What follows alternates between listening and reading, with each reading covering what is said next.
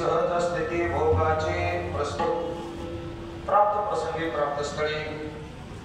आपल्या सर्वांचं आराध्य अधिष्ठान अस्तित्व म्हटलं तरी वावगं ठरणार नाही असा जोग महाराजांचा हा अतिशय पावन दरबार आणि या दरबारामध्ये ही सभा समस्त संतांची महामुनी विरक्तांची अशा या आपल्या वारकरी संस्थेच्या या वैभवामध्ये वारकरी संस्थेचं वैभव ज्यांनी आपल्या कर्तृत्वाने आपल्या साधनेने आपल्या विचाराने वृद्धिंगत केलं अशा आपले पूज्य गुरुवर्य बाबा अर्थात भुले बाबांच्या 15व्या पुण्यस्मरणाच्या निमित्ताने या ठिकाणी आजच्या या कार्यक्रमाचं आयोजन करण्यात आलेलं आहे.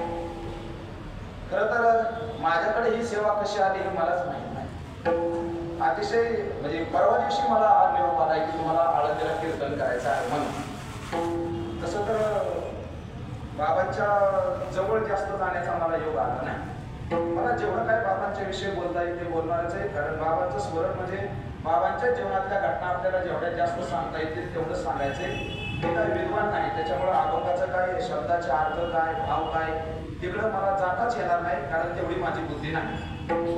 माझ्यापेक्षा बाबांच्या सानिध्यामध्ये जास्त काळ घालवलेली मंडळी या ठिकाणी भरपूर उपस्थित आहेत, ज्यांनी बाबांच्या बरोबर काही ठिकाणी मला वाटते बाबांचा त्या काळातला फेवरेट पकवाजा, अलीकडच्या भाषेत फेवरेट पकवाजा म्हणजे आपले बालाजी महाराज बोगले.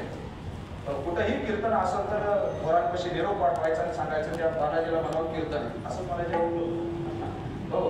आणि बालाजी महाराज कीर्तन वाजवायला आम्ही संस्थेमध्ये असताना पाहिलं. संस्थेमध्ये आपल्या जोग महाराजांचा काठावर जो उत्सव होतो त्या उत्सवामध्ये बालाजी महाराजांनी अनेक वेळा पकवाज वाजवलाय.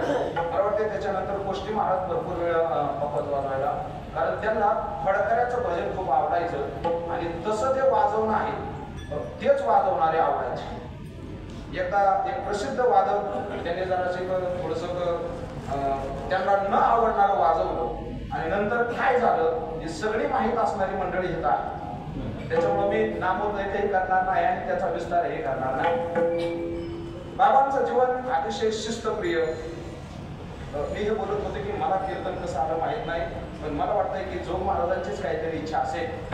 आणि गेल्या वर्षी आपले सर्वांचे आदरणीय हरिभक्तीपरायण ज्ञानेश्वर माऊली पुराणे यांची सेवा या ठिकाणी झाली होती.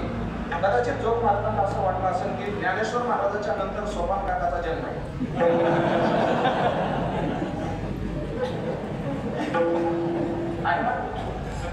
कदाचित जोग महाराजांना असं वाटलं असेल की ज्ञानोबा याच्या नंतर आता मला भीती असं वाटायला लागली एखाद्या मुक्ताबाईचा नंबर लागू नये.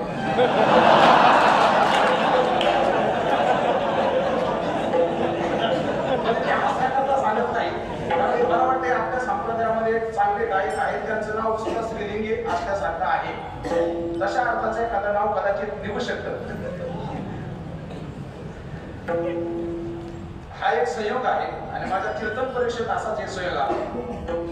मला अभंगात होता कीर्तन परीक्षेला सत्य ज्ञानानंतर गगनाचे प्रावरण नाही रूपवर न कोण देते तो हरे श्री हरी पाहिला डोळे भरी पाहता पाहणे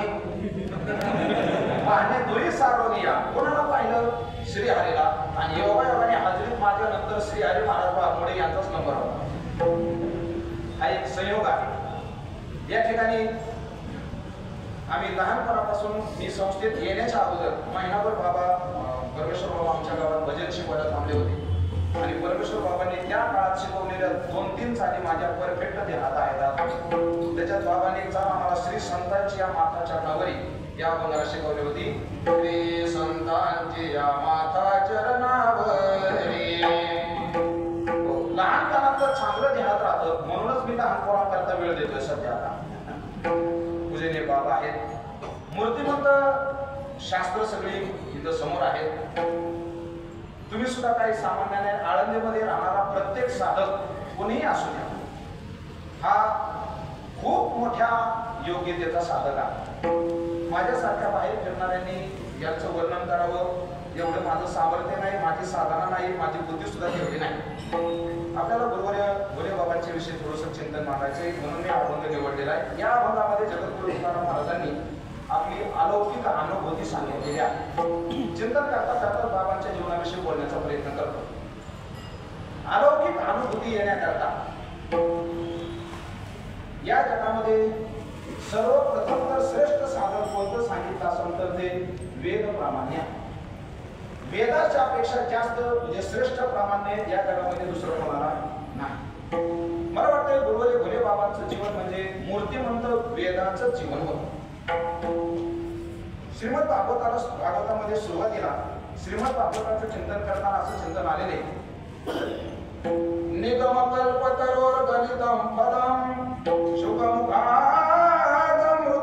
संयुतम पिबत भागवतम रसमालयम मुहुरो रसिका भुवि भावुका.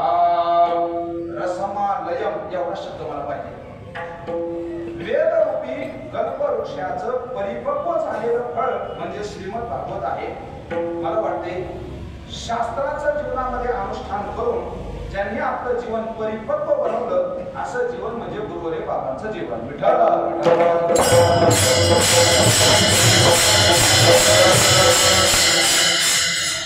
मी आरोग्याच्या अनुषंगाने थोडंसं चिंतन करतो. मला वाटतं वेदाने आपल्याला काही विचार सांगितले, वेदाने आपल्याला काही आचार सांगितला आणि सगळ्यात महत्वाचं वेदाने आपल्याला एवढा सगळा उपद्व्याप करून जी साधना सांगितली, ही साधना सांगितली अखिल मानव मात्राचं जीवन परिपूर्ण व्हावं आणि मानव मात्राला कृतज्ञतेचे उद्गार काढता यावेत. म्हणजे वेदाने आपल्याला विचार सांगितला, वेदाने आपल्याला आचार सांगितला आणि वेदाने आपल्याला योग्य अशा प्रकारचा उच्चार सांगितला. या तीनही मुद्द्याचं चिंतन मला या भागामधून मांडायचा प्रयत्न करायचा आहे. पहिल्या चरणामध्ये महाराजांनी विचाराचं चिंतन केलेले मरणा आदी सुतली काया विचारे या विचार. दुसऱ्या चरणामध्ये आचाराचं वर्णन आहे. कसं अल्पबुद्धीने मांडतो, चुकलं तर तुम्ही मला सांगू शकता, मी काय रागवणार नाही, मला राग येत नाही, माझी चूक मांडणी करायची मला चांगली सवय, फक्त बोलायला थोडा तापाडे मी एवढंच. बाकी काय माझ्या संगीत राहणारा माहिती माझा स्वभाव, मला चूक सांगितलं तर अजिबात राग येणार नाही. मी आचार आहे असं का बोललो, कारण दुसऱ्या चरणामध्ये महाराज असं बोलतात नासवनिया केली खंती सहज स्थिती भोगाचे. भोगाच्या सहज स्थितीमधलं जीवन हे वेदाला अपेक्षित आहे, संत महात्म्यांना अपेक्षित आहे आणि मला वाटतं भोले बाबांचं जीवन सुद्धा असंच जीवन होतं. म्हणून दुसऱ्या चरणामध्ये आपल्याला आचाराचं चिंतन करता येतं आणि तिसऱ्या चरणामध्ये उच्चार मी असा शब्द वापरला का, कारण भूतकृततेचे उद्गार न देखेचे झाले श्रम आले वर्म हात आहे. एका वर्म जीवनाचा हाताला आदरे आलं मग माझे आनंद रे की परमानंद रे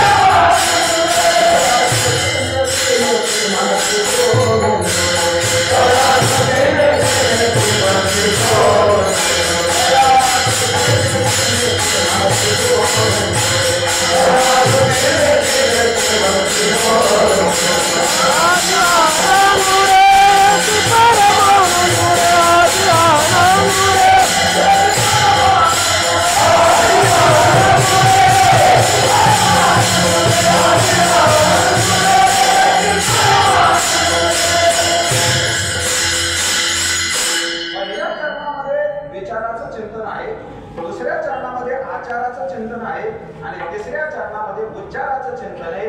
ज्याचा विचार, ज्याचा आचार आणि ज्याचा उच्चार एककेंद्रीय असतो त्याला महात्मा म्हणतात.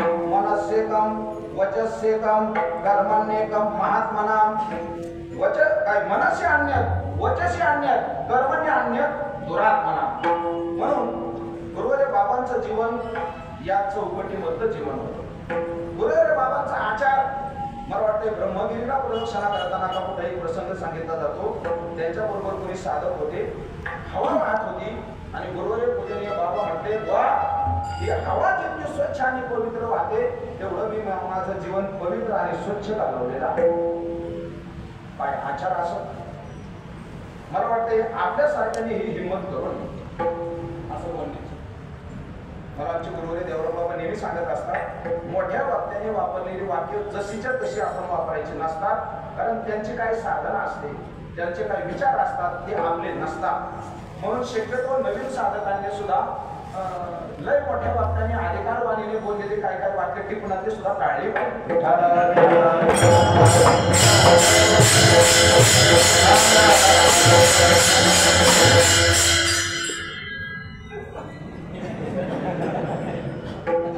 मी अगोदर बाबांचा आचार सांगतो, नंतर विचार करायचो. आपण सगळ्यांनीच म्हणजे ज्येष्ठ मंडळींनी आयोजन केलेले जे 16 ग्रुप आहे आणि तद व्यतिरिक्त पण बरीच मंडळी या ठिकाणी आहेत. प्रत्येकाने बाबांना पाहिले. मी नवीन आनंदीत आलो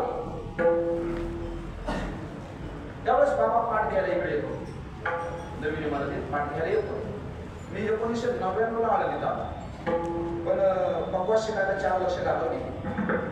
त्याच्यामुळं माझं दुर्दैव असं की शिंपी बाबा, नतुसिंग बाबा, आनंद आश्रम स्वामी हे असून सुद्धा मी पाहिले नाही. मी शिंपी बाबांना डायरेक्ट अंत्यविधीच्या टायमाला त्यांचं दर्शन मला झालं आणि तसा हे 4 वर्ष संस्थेचा माझा काही संबंध नव्हताच. बाबाच्या तासाला पहिलं मी वैद्य बाबांकडे बाबा जात होतो. 1 महिनाभर गेलो, पण मी कॉलेजला होतो 12वीला. मधल्या सुट्टीत जायचो, शाळा लवकर भरायची.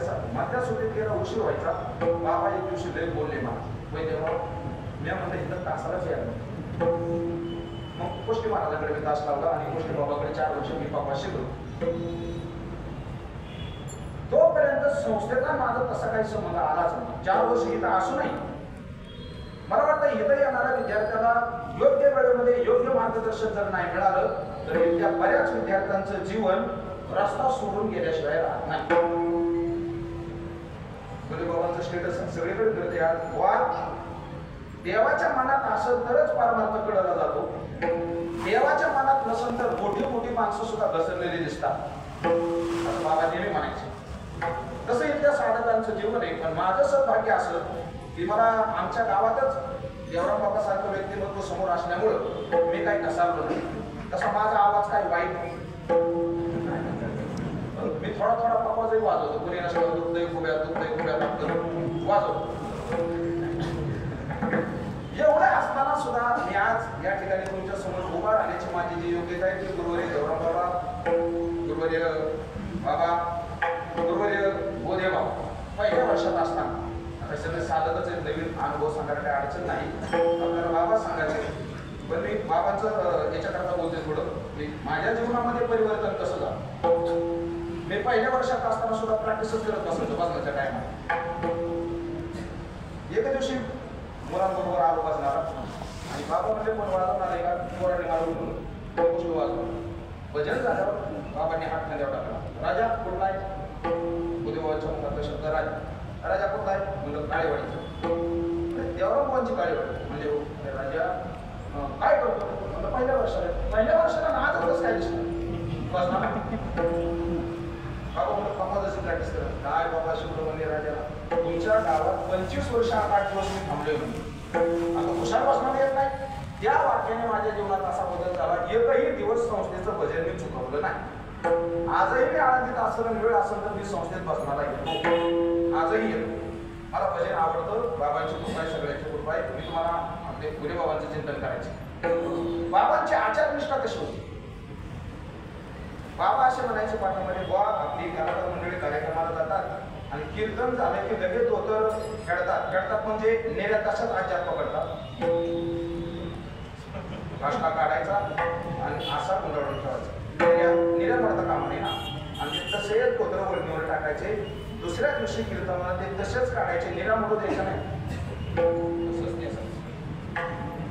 हे चुकीचं आहे.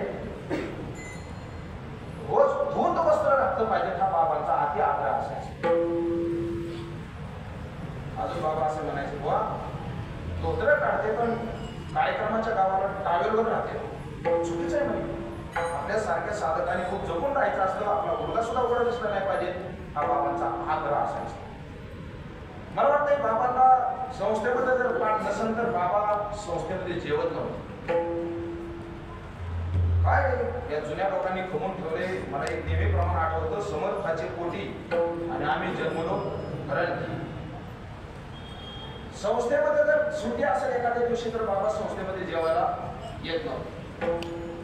जुन्या संस्थेत कीर्तन होते का महाराजांचे, मी होतो कीर्तनाला. बाबा रूम मध्ये एका महाराजांनी भजन चालू केलं, श्रीराम जय जय राम भजन चालू केलं. लगेच बाबा दार उघडून आले, हे बा हे आपल्या संस्थेची पद्धत नाही, बंद कर.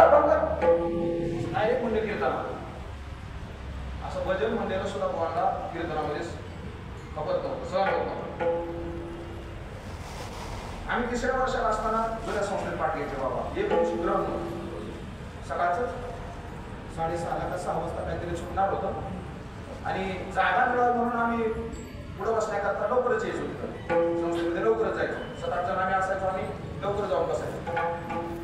आम्ही गेलो बाबा आंघोळ करत होतो आणि म्हटलं बाबा 4 वाजता उठणार आहे, बाबांना उशीर. आम्हाला वाटलं बाबा कार्यक्रमावर कदाचित उशीर आले असतील आणि थोडंसं कधी कधी होतं उशीर उठायला. बाबांचं स्नान झाल्यावर बाबा बाहेर आले, मुरुड आंघोळ बिंघोळ करायचं. आंघोळ केलं, आंघोळ केलं, ग्रहण आता सुटले म्हणे, जा आंघोळ्या करा. सगळे आपण दिलं, सगळे आपण दिलं. म्हणजे आपल्या जीवनामध्ये तुका म्हणे करून दावी त्याचे पाय. आता तुम्ही काढले तर मग प्रमाण म्हणतो, अर्भकाचे साधे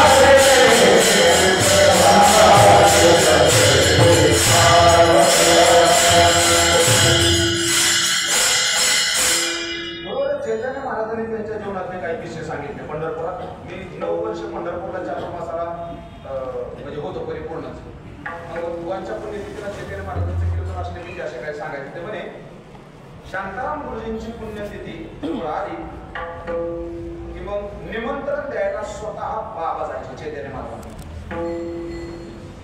स्वतः जायचे. खरं तर एवढा मोठा अधिकारी त्यांना कोणाही एका विद्यार्थ्याला असं म्हणणार असं की जाण तेवढा निरोप महाराजांपाशी पोचून येईल, परंतु व्यवहार माणसाने कसा पाहावा. मला वाटते गुरुबांचा अजून एक वाक्य असायचं, बुवा ज्याला व्यवहार कळाला त्यालाच परमार्थ कळत असतो.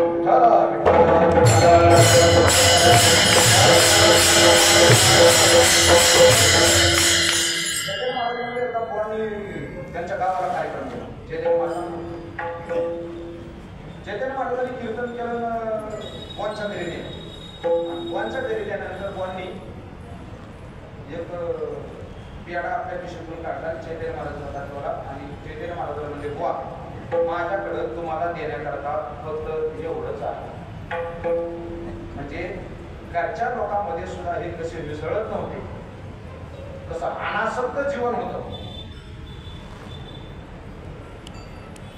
आपण काय काय करतो हे मी बोलणार ना, आपल्या बाबांचं चिंतन करायचं. एका केशव महाराज नाम सांगली आपण एक किस्सा सांगितला. मंदिरात दर्शन करून गेलो, पंढरपूर बाबाचं चातुर्मास ठरले. मंदिरात दर्शन करून गेलो, केशव आपण गेलो मंदिरात. जय हरी बाबा. केशव बाबा म्हणजे विनोदी कसे होते बाबा? ते म्हणले वा पहिला नमस्कार आहे का दुसरा नमस्कार आहे? हुशार माणसाचे विनोद, विद्वान माणसाचे विनोद सुद्धा मार्मिक असतात. त्याला खाली येऊन बोलावं लागत. आपल्याकडे बाहेर जर आपण गेलो तर कीर्तनाच्या मर्यादा खूपच खालावलेल्या आहेत. तो काही आपला विषय नाही सध्या. पण मोठाले लोक विनोद कसे करतात? वा म्हणजे पहिला नमस्कार आहे का दुसरा आहे? केशव पण ते तिथंच राहिले होते नामदेव मंदिरामध्ये बाबा, त्याच्यामुळे त्यांचा स्वभाव परिचय सगळं असं. ते म्हणते बुवा दुसरा नमस्कार. बुवा असले का? कारण असं श्लोक आहे, दुर्जनम प्रथमम मध्ये. पहिला नमस्कार कोणाला करायचा असतो? दुर्जनाला करायचा असतो. म्हणून गुरुवारी भटाचा कराडकरी चिंतन सांगत असतात, एखादा माणूस जर विरोध करायला लागला का नाही तर कामाचा अध्यक्षच त्याला करायचा, म्हणजे ते कुठंच मध्ये पाय आडवा घालायचा नाही. दुर्जनम प्रथम म्हणजे सज्जनम तदनंतरम. बाबाच्या वर्षी गेले त्या वर्षी मी चातुर्मासाला पंढरपुरातच होतो. पहाटे उठून स्नान झालं, प्रदक्षिणा करण्याकरता निघणार तेवढ्यात आपले एकनाथ महाराज सांगोलकर ते पण त्यावेळेस तिथे चातुर्मासाला होते. त्यांचा मला फोन आला, बाबा गेले. आम्ही सगळे नामदेव मंदिरात गेलो, तिथं भजन वगैरे गेलं. ज्ञानेश्वर महाराजांना समाधी देण्याकरता जसे नामदेव महाराजांचे सगळी मुलं होते तिथं,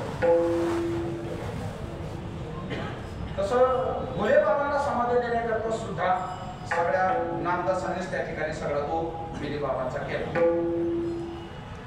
बाबांचे किस्से मला अजून जास्त काही सांगता येणार नाही, कारण मी बाबांच्या जास्त जवळ राहिलेला नाही. तसं बाबांची सेवा करण्याचं मला काही भाग्य मिळालं नाही.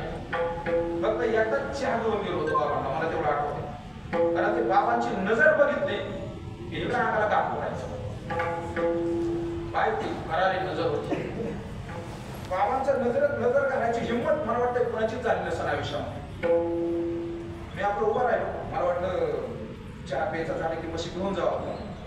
बाबा ते ज्ञानेश्वर वाचत होते, नित्य ज्ञानेश्वर कधीही उघडारून माळ तरी हातात असणार, नाहीतर ज्ञानेश्वर उघडलेले असणार.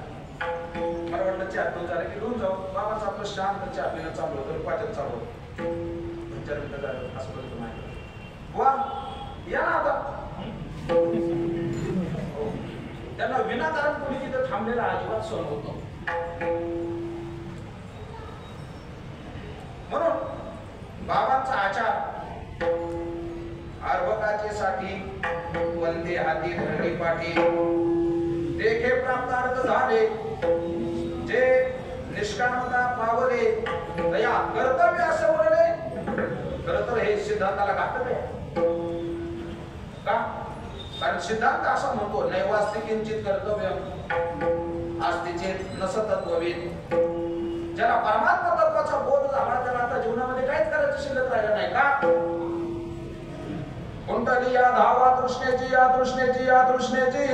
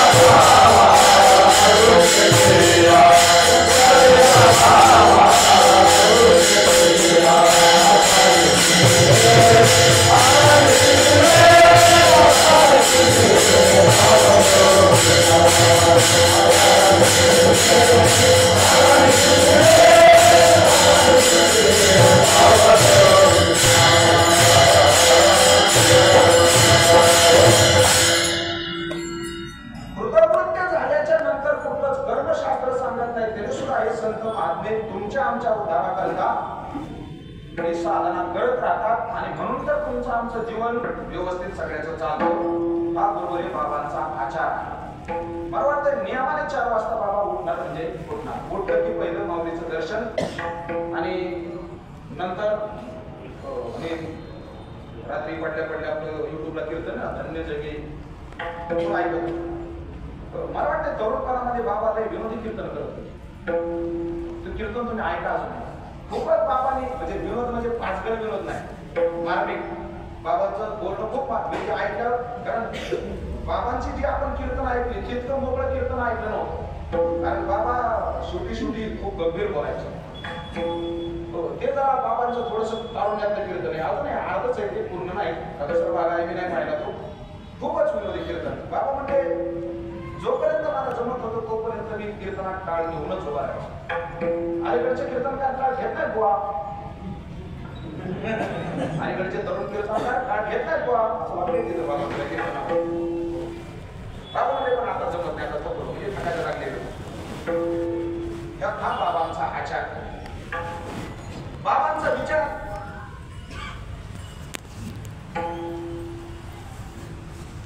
मोठी माणसं कशी असतात, विद्या विनयन शोभते. कीर्तनात बोलता बोलता एखादा वेदांताचा सिद्धांत जर बाबांना आठवला आणि बाबा असे म्हणायचे, मला चांगलं आठवतंय बुवा आम्ही हे शिकलोय, येतंय आमच्या तोंडात असं म्हणायचे. बरोबर, बुवा आम्ही हे शिकलोय असं म्हणायचे आणि नम्रतेने बोलायचे. मला वाटतं मी मगाशी बोललो की कधीही केलं तरी ज्ञानेश्वरी उघडलेली आहेच. दुसरं चिंतन जीवनामध्ये त्यांनी केलं आणि उच्चार ज्ञानोबांची ओळख जर सांगायची झाले तर पिकलिया सुखाचा परिमळ की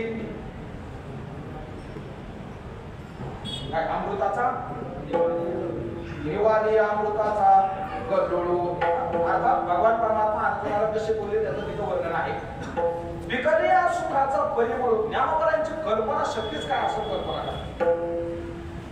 पहिली तर गोष्ट सुख ते पिकलेलं आणि त्या पिकलेल्या सुखाचा परिमळ सुगंध काय असेल. मला वाटतं आपण हे वैश्विक सुख आपल्या जीवनामध्ये उपाधीने युक्त असलेलं याच्यामध्ये आपल्याला किती आनंद वाटतो, किती आनंद वाटतो. जरी आपल्याला सिद्धांत माहित असले, सगळं घरात मोठ्या महात्म्यांचं ऐकलेलं असलं तरी सुद्धा नाव घेतल्यावर वाईट वाटतं का? खूप समाजामध्ये जर आपलं नाव घेतलं वाईट वाटतं का? नाही वाटत. हार घातला वाईट वाटतं का? ते उपाधीने मिळालेलं सुख आहे ना. ज्ञानोबांनी काय कल्पना केली, ज्ञानोबा म्हणतात ते सुख पिकलेलं आहे आणि त्या पिकलेल्या सुखाला जसं गुरुवारी बाबांचं बोलणं होतं, पिकलेली वाण. नवीन केलेलं लोणचं आणि मोरलेलं लोणचं याच्यामध्ये फरक राहतोच. बाबांचं बोलणं हे पिकलेलं बोलणं होतं. म्हणून ज्यांनी बाबांना ऐकलं, बाबांना पाहिलं, खरेच खूप भाग्यवान आहे. ही सगळी मंडळी जी इथं हा उपक्रम दरवर्षी राबवतात, मला वाटते ज्ञानदर्शन मध्ये पण आपले साधक सगळे हा उपक्रम 5-6 दिवसात करत असतात. ज्यांनी बाबा आम्हाला आठवते, म्हणजे मी लहान होतो त्यावेळेस आमचं गाव आपल्या संस्थेशी खूप जोडलेलं आहे. मारुती बाबांचं आणि बाबांचं आमच्याकडे कीर्तन असायचं. पण ते कीर्तन कसं असायचं, आमच्या शेजारी एक मलठण नावाचं गाव आहे. तिथं गुरुदेव दादाजी कोंडदेवाचा वाड आहे. तिथं आमची शाळा असायची. आम्ही 8वी-9वी जाऊन तिथंच होतो. बाबा कीर्तन घेतानाच असे घ्यायचे, आमचा सप्ताह आणि मलठणचा सप्ताह बरोबर. मलठणचं कीर्तन करायचं आणि काळेवाडीच्या सप्त्याला यायचं. असं गुरुवारी मारुती बाबांचंही आणि गुरुवारी बाबांचंही असा क्रमच होता. म्हणून जीवनामध्ये त्यांचे जे उद्गार आहेत, उच्चार आहेत, हे सुद्धा असे पिकलेले उच्चार आहेत. मग ही अवस्था कशामुळे प्राप्त झाली याचं चित्रण आजच्या अभंगामध्ये केलेले. अजूनही काय बाबांच्या संबंधाने बोलता येईल, परंतु मला जेवढं काय आठवलं तेवढं मी बोलण्याचा प्रयत्न केला. मी आता थोडंसं अभंगाच्या चिंतनाकडे प्रवृत्त होतो. जगद्गुरु तुकाराम महाराज या अभंगामध्ये आपल्या जीवनात आलेली अलौकिक अनुभूती सांगतात आणि ती अनुभूती कोणत्या साधनाने आले त्याचं चिंतन महाराज या अभंगामध्ये करतायत. खरं तर काही अनुभूती, काही अनुभव हे सांगायचे नसतात. प्रकारच करायचे झालं तर व्यवहारातला अनुभव आणि परमार्थातला अनुभव असा आपल्याला भेद करता येईल. संसारातले अनुभव सुद्धा तसे लोकांना सांगायचे नसतात. काय सांगायचे नसतात त्याची कारण काय भिन्न भिन्न असू शकतात. काय काय सांगू नये याच्याकरता एक सुभाषितकारांनी चिंतन केलेले. काय सांगू नये? विठ्ठल विठ्ठल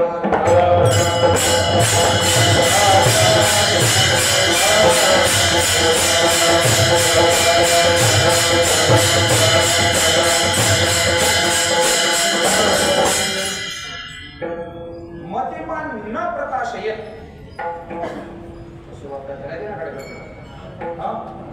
अर्थनाशो मनस्तापम हृदयदुश्चरितानि च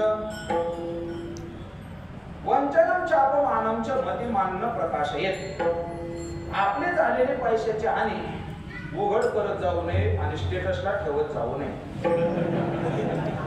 कीर्तनकारने पण थोडा अपडेट बोललं पाहिजे. कोणालाच कळता कामा नये का बाकीचे लोक तुमचा संसार बसवायलाच टपून बसलेले असतात. त्याच्यामुळे अशा गोष्टी उघड होत द्यायच्या नाही. मनस्तापम काय काय अशा जीवनामध्ये मनाच्या विरुद्ध घटना घडतात ज्याची आपल्याला अपेक्षाच नसते, परंतु होतात. अशा शहाण्या माणसाने त्या जगाच्या समोर प्रगट करत जाऊ नये. मनस्तापम हृदयदुश्चरितानि च. चुकून एखाद्या कारणामध्ये तुम्ही जर काही वाईट मार्गाला लागलाच तर असंही जगामध्ये प्रगट करत जाऊ नये. वंचनम. जगामध्ये काही लोक मुद्दाम होऊन आपली वंचना करतात, मुद्दाम टाळण्याचा प्रयत्न करतात. या गोष्टी दुर्लक्षित कराव्यात. आणि अपमानांचं आपला झालेला अपमान सांगू नये. विस्तार खूप करता येईल, विचारपास प्रकार करत असतो नेहमी. परमार्थातला अनुभव सांगावा का?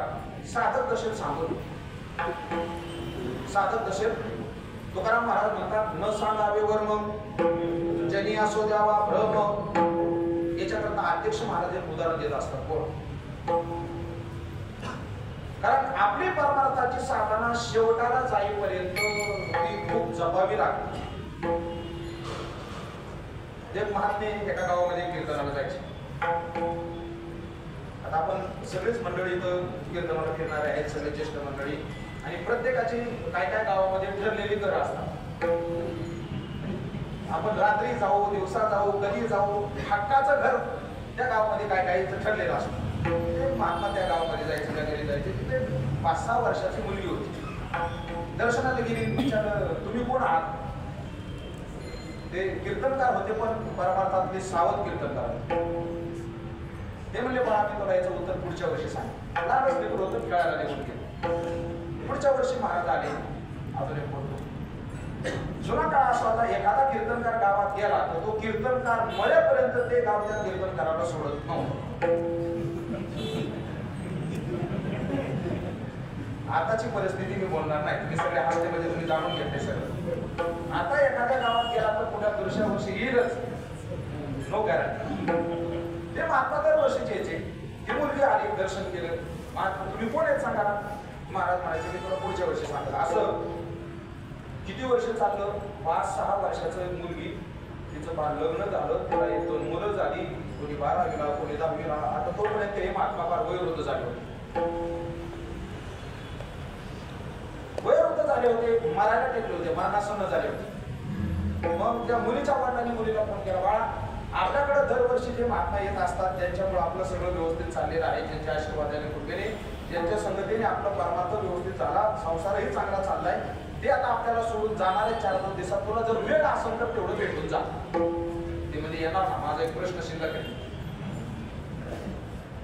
आणि आल्यानंतर त्यांनी महाराजांचं दर्शन घेतलं. महाराज मला ओळखलं का? म्हणजे ओळखलं. कुठली आहेस? बाबाच्या गावाचं नाव पिंपळनेर, शिरूर तालुक्यातला पिंपळनेर बाबांचं गाव. मुलगी म्हणजे बाबा माझ्या गावाचं नाव तुम्ही जी पारनेर तालुक्यात. हा पारनेर तालुक्यात. हा बाबांचं पारनेर तालुका. तुम्हाला पाहिजे पारनेर तालुका. बघा अभिमान आणि अभिमान जिंदाबाद. पारनेर तालुक्यात. ओके. ते मुलगी म्हणली बाबा माझं गावाचं नाव तुम्ही त्या ठेवलं म्हणजे मला सुद्धा ओळखलं असेल. हो ओळखलं म्हणजे तू अमुक अमुक गुन्ह्यांची. बरोबर ठीक आहे. मग माझा प्रश्न देण्यात असेल आहे ना, सांगा म्हणजे उत्तर. तुम्ही कोण आहे? मग त्या महाराजांनी सांगितलं बाळा मी एक साधू आहे. ते म्हणजे मी साधू आहे एवढं सांगण्याकरता 1 वर्ष लागतात. मस्त असं चांगले कपडे शिवायचे, असं पॉश राहायचं. 1-2 माणसं पैसे देऊन पोहायला जवळ गायची ठेवायचं. आपल्या आपण फॉल्स एडिट करायचे, मस्त पोस्टर ठेवायचे, फेसबुकला टाकायचे, इंस्टाग्रामला टाकायचे आणि मस्त आपणच आपल्या खोलीमध्ये स्टुडिओ एखादा तयार करायचा. तिथं कुठेच नसतं, आपणच बोलायचं मस्त. साधं व्हायला काय लागतं? साधं होण्याकरता लागतंय काय? ऐका, त्यांनी सांगितलेलं वाक्य तुमच्या आमच्या साधकाकरता खूप मार्गदर्शक. त्याने सांगितलं बाळा, साधू व्हायला काय लागत नाही, पण साधू पण टिकवण्याकरता आयुष्य जावं लागतं. साधू पण कपडे घालून मस्त पॉश राहून दुपारने अंगावर टाकून कडक इस्त्रीचे कपडे टाकून गाडी बिडी फिरायला याला काय लागत आहे, पण आयुष्यभर साधक पण टिकून राहण्याकरता. मला बोधीबाबांचं वाटतं आठवण. आमच्या पाठ तसा बऱ्यापैकी होता. 30-35 पकवाजी होते आमच्या पाठात. हो, 10-15 चांगले गाणारे होते. कैलास महाराज खांडागळे आमच्याच पाठाचे, असे चांगले म्हणणारे आमच्याकडं. बाबांना कुणीतरी म्हणलं या पाठाची पोरं खूप चांगली. बाबा काय म्हणले माहिती का, आता चांगली तर पुढं कसं होते कोणाच काय वाक्य आम्ही अशा अंतकरणात करून ठेवले, पुढं कसं होते कोणाच. याचा अर्थ असा आहे, आपलं साधकपण हे आता जसं आहे त्याच्यापेक्षा पुढे सुद्धा पुढे गेल्यानंतर ते टिकवणं खूप अवघड आहे. जसं जसं समाजाचा संपर्क वाढत जातो तसं तसं जीवन साधनेपासून लांब जातं. म्हणून माझं चिंतन हे चाललंय, परमार्थातला अनुभव सांगायच्या भानगडीत बरोबर. ज्ञानोबा म्हणतात सांगावं लागत नाही, तो आपोआप बाहेर आला पाहिजे. जवळ येची सरोवरे कादवलिया परस उचंबळलिया. मग आता आपोआपच. म्हणून आपली जी वाणी आहे, गुरुदेव चैतन्य महाराज नेहमी चिंतन करत असतात. आपल्याला बोलताना खूप आठवण बोलावं लागतं. काय पाठ केले ते मी टायमाला आठवत नाही, असं गोंधळात उभा राहिला. म्हणजे टिपणात बसवलेलं कधी कधी असं होतं 2-3 पानं निघून जाते. आमच्या पाठात असं गंमत आलेले, आमचे संदीप महाराज राहते नाशिककडे, त्याला शाळेत शिकवलं जातात, काही काही चालले ते पण. शेवटी त्याला 20 मिनिटाचं कीर्तन होतं. अध्यक्ष महाराज होते, ते काय म्हणले माहिती का, मला वेळ कमी दिला हो, मला खूप सांगायचं. अध्यक्ष महाराज म्हणजे तुम्हाला 20 मिनिटं वेळ वाढून नाही, बोला काय बोलायचे काय बोलताय काय. हो, आपल्याला आठवण बोलावं लागतं, बुद्धी आपली साथ देत नाही. परंतु महात्म्याचं बोलणं हे आठवण नसतं. मग तो जे काय बोलत, मला वाटते भगवान शंकराच्या स्तोत्रामध्ये एक श्लोक आलेला आहे, आत्मा त्वं गिरिजापती सहचरा प्राणा शरीरम गृहम. त्याच्यामध्ये वर्णन केलेले आहे. मी जे काय बडबड करतो हीच तुझी स्तुती आहे, अनुभव सांगू नये. बरं ठीक आहे, हा अनुभव तुकाराम महाराजांनी सांगितला, पण याच्याकरता साधना काय केली. मरणाहाती सुतरी काया, याच्याकरता साधना काय केली. तुकाराम महाराज त्या साधनेचं चिंतन अभंगाच्या पहिल्या चरणात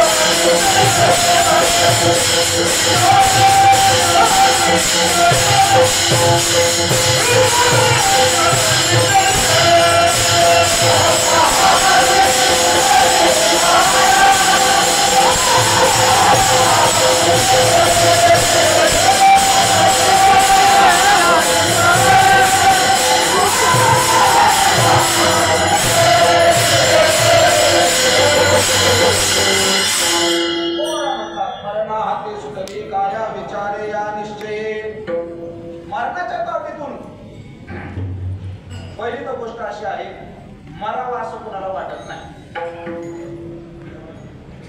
मरावं वाटत नाही, म्हणलेलं कोणाला सहन होत नाही. आगा मर हा बोल सहादी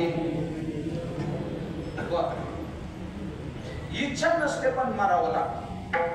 कुणी असं म्हणून मारतात इच्छा नसत, इच्छा नाही का? बघा बरं चौकशी करून तुम्हाला नसेल मला विचारायचं. आमच्या गावचे विनायक महाराज बर्डे ते कधीही भेटले की म्हणायचे काका मला मरूच वाटत नाही.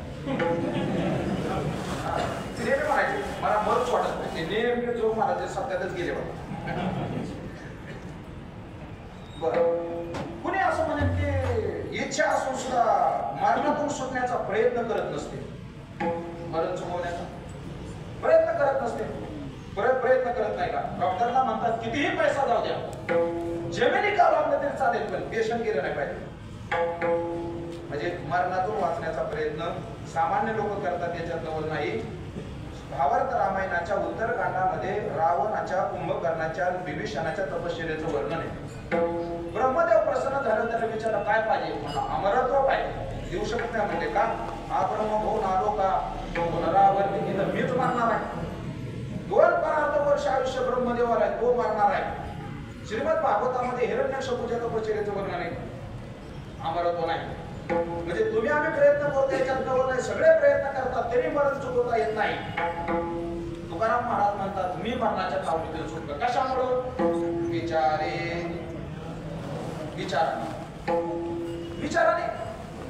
विचार कोण करत नाही? सगळेच विचार करतात ना. विचार केल्याशिवाय का बंगला बांधला जातो?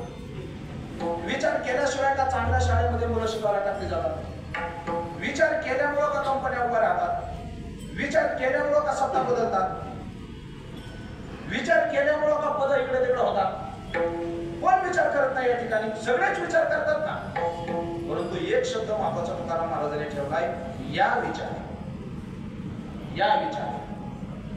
हा विचार म्हणजे कोणता विचार? याचं थोडंसं चिंतन करायचंय. गुरुदेव चैतन्य महाराजांच्या मुखातून मी चातुर्मासात श्रवण केलं होतं. पहिली गोष्ट ही कळाली पाहिजे विचार म्हणजे काय. दुसरी गोष्ट ही कळाली पाहिजे त्या विचाराचा विषय काय असला पाहिजे. तिसरी गोष्ट त्या विचाराची पद्धत काय आहे. आणि चौथी गोष्ट त्या विचाराचे काही प्रकार आहेत का.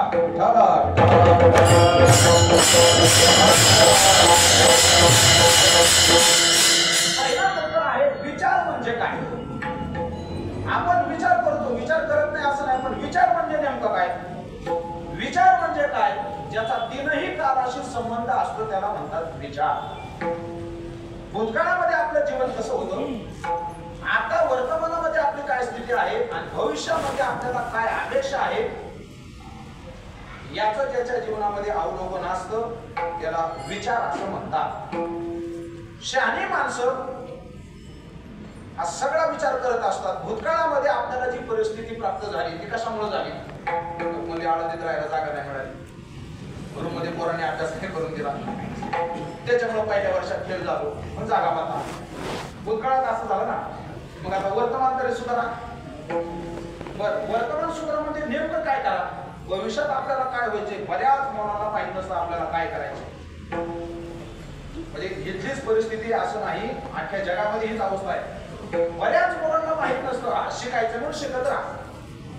जीवनामध्ये काय प्राप्त करायचे साध्यच ठरलेलं नसतं. म्हणून तीन काळाचा तुकाराम महाराजांनी एकाच अभंगामध्ये तीन काळाचं चिंतन केलं. यादसाठी गेला होता अट्टहास भूतकाळ, कशा करता शेवटचा दिस गोड व्हावा भविष्यकाळ, आता निश्चिततेने पावलो विसावा. तीनही काळाचं चिंतन तुकाराम महाराजांनी त्या अभंगामध्ये केलं. म्हणून विचार त्याला म्हणतात ज्याचा तीनही काळाशी संबंध असतो. वेळ कमी म्हणून तो पुढे जातो मी. दुसरी गोष्ट आहे विचाराचा विषय काय असला पाहिजे. आपण नेहमी उदाहरण ऐकून आधी इंगळे महाराज तर खूप सांगायचे. वैकुंठ बाबासाहेब महाराज इंगळे एकाचं घर होतं त्याच्या घरापुढे म्हशीचा गोठा होता.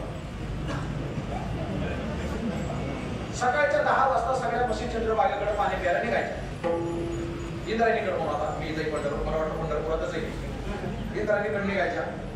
तो नेमका हा नाईट ड्युटीला जायचा उठायचा 10 वाजता. 10 वाजता उठलं की दाराच्या पुढे येऊन ब्रश करत उभा राहायचा. त्या म्हशीने आपल्या तिथून निघालेला असं एका म्हशीची अशी गोल शिंग होती. म्हशीच्या शिंगाकडे बघता बघता त्याचा विचार चालू व्हायचा या म्हशीच्या शिंगात आपलं डोकं बसत का. विचार करत होता ना तो. त्याने 1-2 दिवस नाही 6 महिने विचार केला.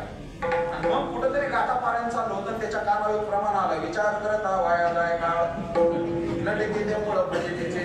आणि मग मला विचार कुठवर करायचा. दुसऱ्या दिवशी योगायोग असा म्हैस नेमकी त्याच्या जवळच आला. आणि त्याने जे म्हशीच्या शिंगामध्ये आपलं डोकं गुंतवलं. खरं तर शहाण्याने म्हशीच्या शिंगात डोकं घालू नये.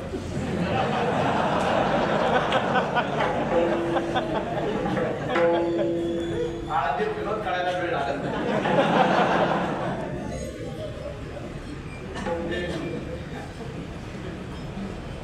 आता ती म्हैस आहे महाराज.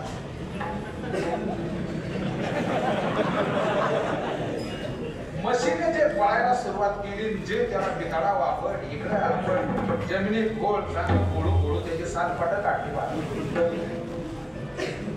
काही साधक काही लोक होते ते म्हणले का हो काय थोडाफार विचार करायचा होता. विचार थोडाफार 6 महिने विचार करत होतो. 6 महिने हा काय विचार आहे का. मग विचाराचा विषय काय असला पाहिजे. ज्ञानोबा म्हणतात आहे मी आपण करावा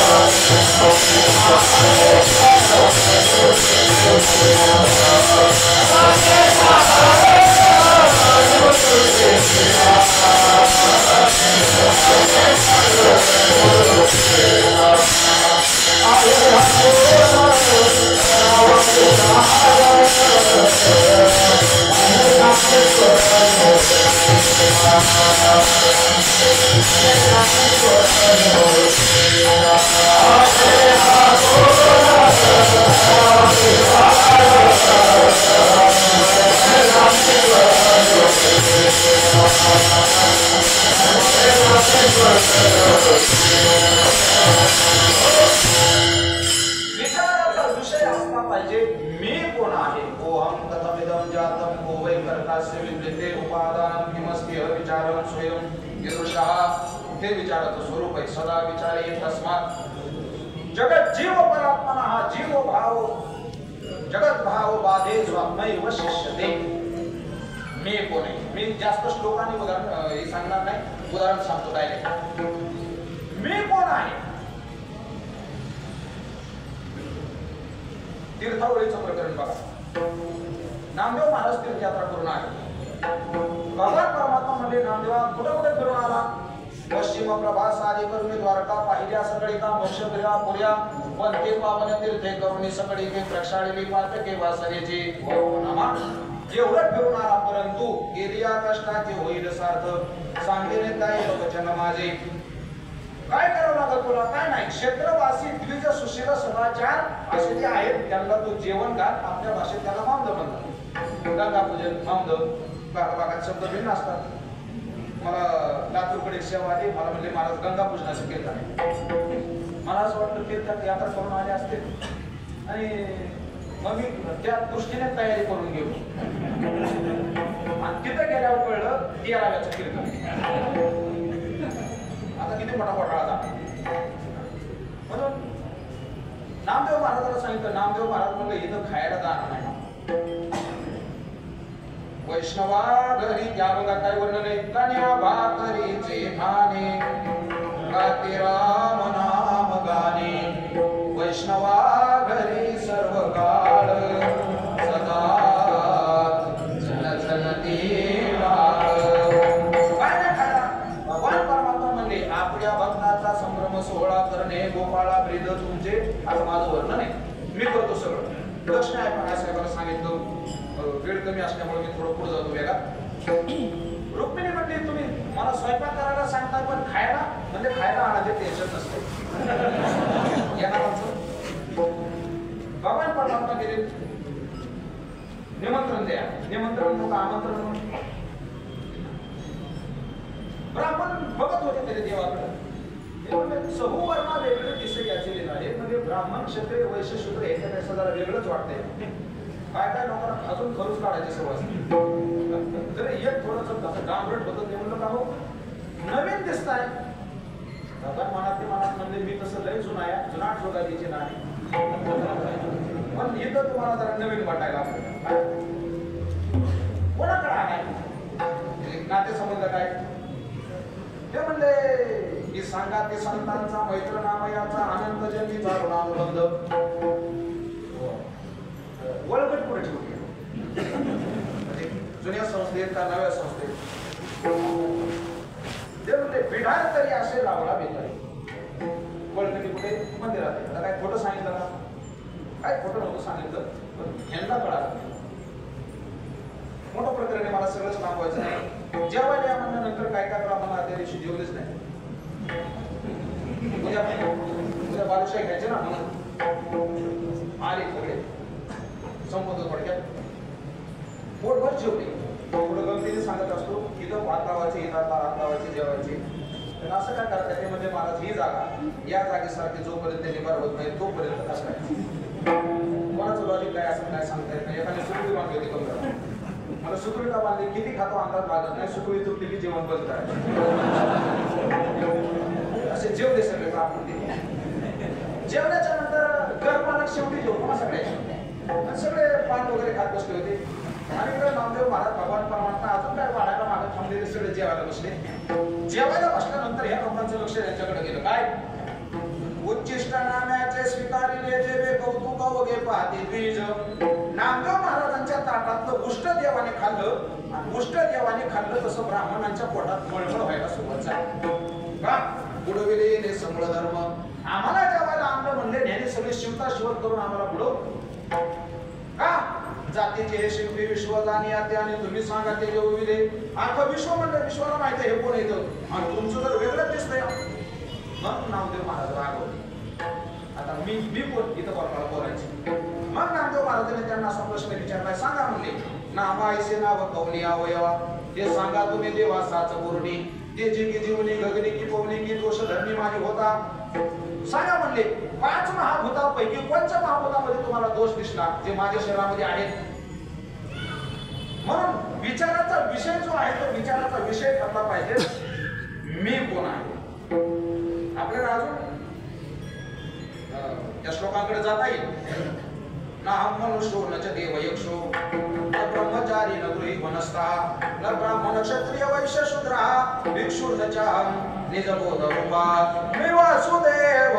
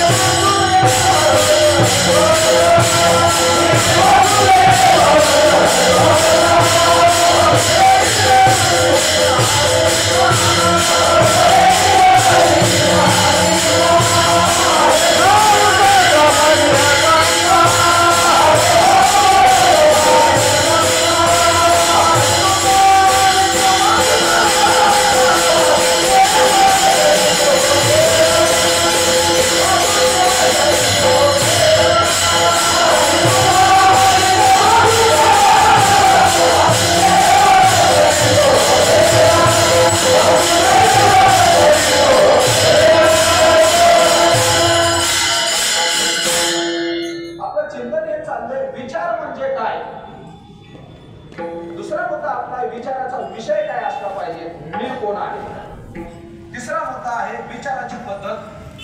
कुठलंही कार्य करायचं म्हणलं की त्याची काय पद्धत असते. आपलं संप्रदायाचं कीर्तन म्हटलं की टाळकरी येतात, विनेकर येतो, पपवाले येतो. अगोदर आता लावापासून सुरू करू का? सगळं ते व्यवस्थित स्वरात लावावं लागतं. नंतर मग रामकृष्ण हरी, सुंदर ते ध्यान, वेळ बघून चाल आणि मग कीर्तनकार येणार. आता सगळेच कीर्तनकार असले तरी कोणीतरी एकाने उभा राहून बोलायचं, ही आपली पद्धत आहे. विचाराची पद्धत काय? योग वासिष्ठामध्ये चिंतन आलेले. समुद्र सेव गांभीर्यम धैर्यम मेरोरिव स्थितम अंतःशीतलता च इंदोरिव उदेति विचारिणः. समुद्र सेव गांभीर्यम, विचार करणारी माणसं उथळ नसतात, समुद्रासारखी गंभीर असतात. म्हणून बघा काय काय मोठी माणसं काहीही घटना झाली की लगेच रिॲक्शन देत नाही, प्रतिक्रिया लगेच देत नाही. का? गंभीर असतात. म्हणून साधक या अवस्थेमध्ये साधकाचं जीवन गंभीर असलं पाहिजे. हो, गंभीर असलं पाहिजे. मला वाटतं की परमार्थाची परिपक्वता ही गांभीर्यात झाली पाहिजे. अलीकडं जे बाहेर कीर्तन चालतात, या कीर्तनामध्ये तमाशा बरा वाटतो अशा पद्धतीचं वातावरण कीर्तनाचं सध्या झालेलं आहे. का? वक्त्याच्या जीवनामध्ये चला एक गंमत सांग. उमेश महाराज एक गंमत सांगत असतात. गंमत म्हणजे वास्तव आहे. जे मिलिटरी मॅन सुट्टीला आला गावाकडे, बंदूक वगैरे घेऊन आला, पण सुट्टीवर असल्यावर त्यांना बंदुकीत गोळ्या ठेवण्याची परवानगी नसते असं म्हणतात. तरी बंदूक वगैरे अडकवलेली, संध्याकाळची वेळ, लाईट सगळी गेलेली, असा पाऊस वगैरे भरपूर झालेला आणि त्याचं कुटुंब बाहेर पाणी घासत होतं. संध्याकाळच्या जेवण झाली 8:30-9ची वेळ आणि 9 वाजताच अंधार असल्यामुळं शेजारी एक घर होतं, अर्धा किलोमीटरच्या थोडस गाडीकडच्या असं अंतरावर. तिथं चोर आले. याच्या कुटुंबाने पाहिले तिथं चोर आले. मालकाला म्हणले, हो काय बसला इथं चोर आले. ते मालकाला त्या मिलिटरीमॅनला असं वाटलं आपण बाहेर जाऊन गोळी मारूस तर बंदूक घ्या, त्याच्यात गोळ्या घाला, तोपर्यंत चोर पळून जाईल. मग काय करू? तशाच गोळ्या मारू. गोळीने माणूस मरतो हे खरं या, पण कोणत्या गोळीने मरतो? बंदी गोळी.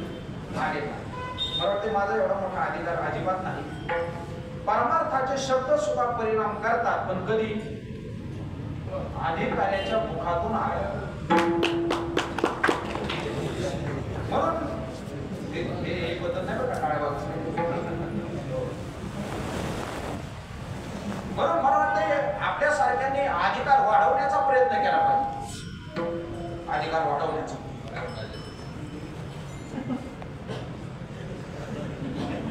म्हणून हो ते गंभीर वातावरण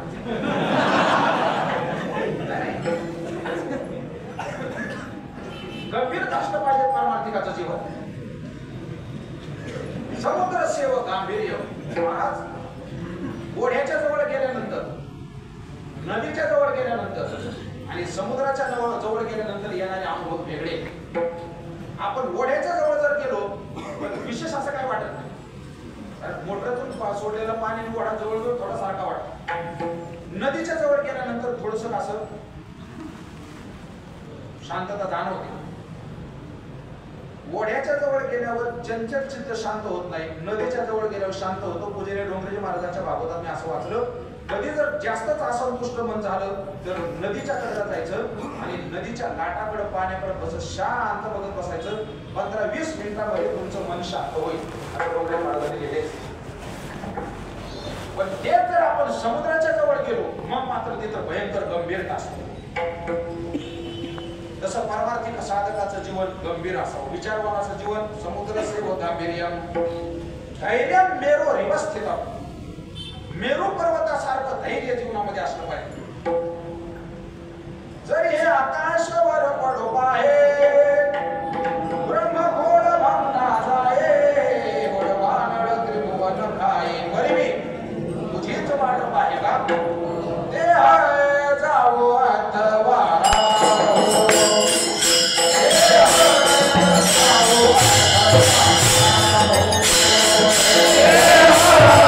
Oh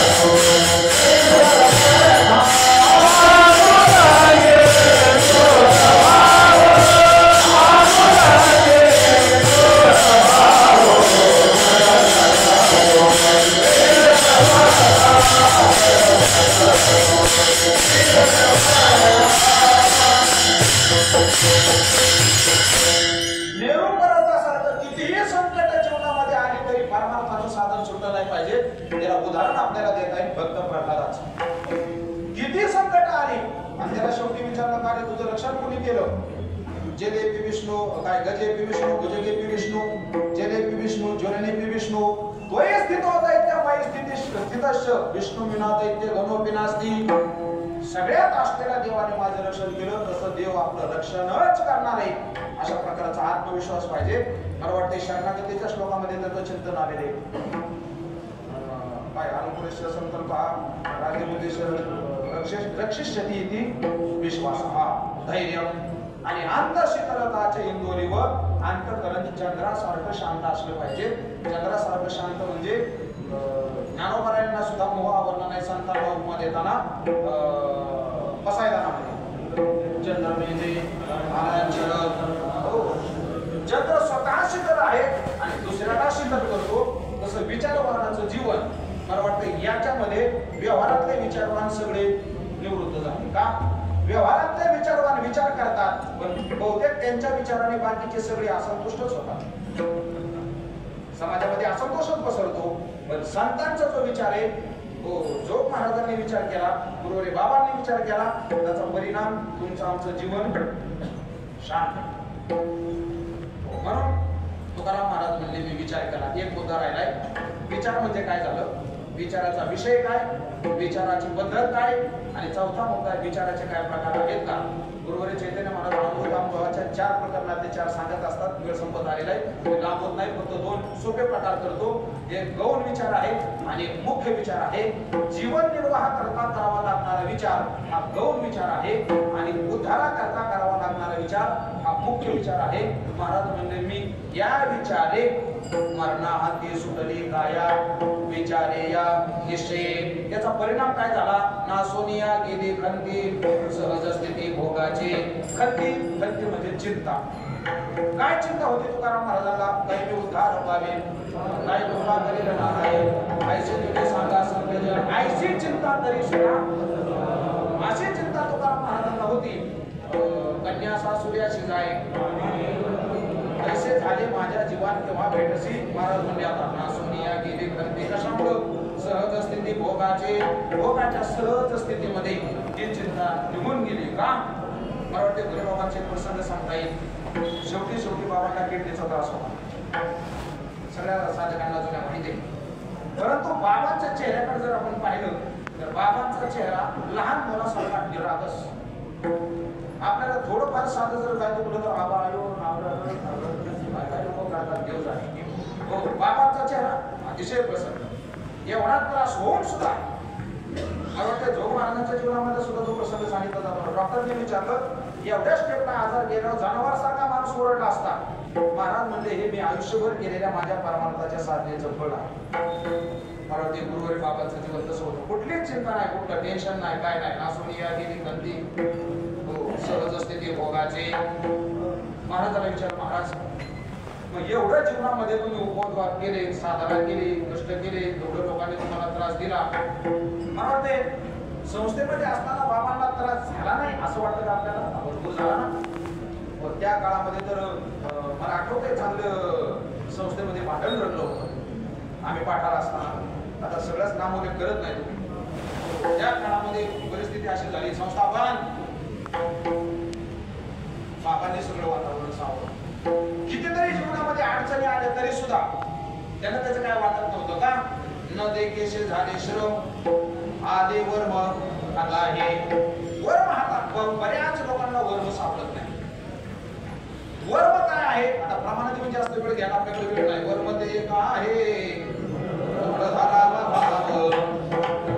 उदाहरण सांगू का?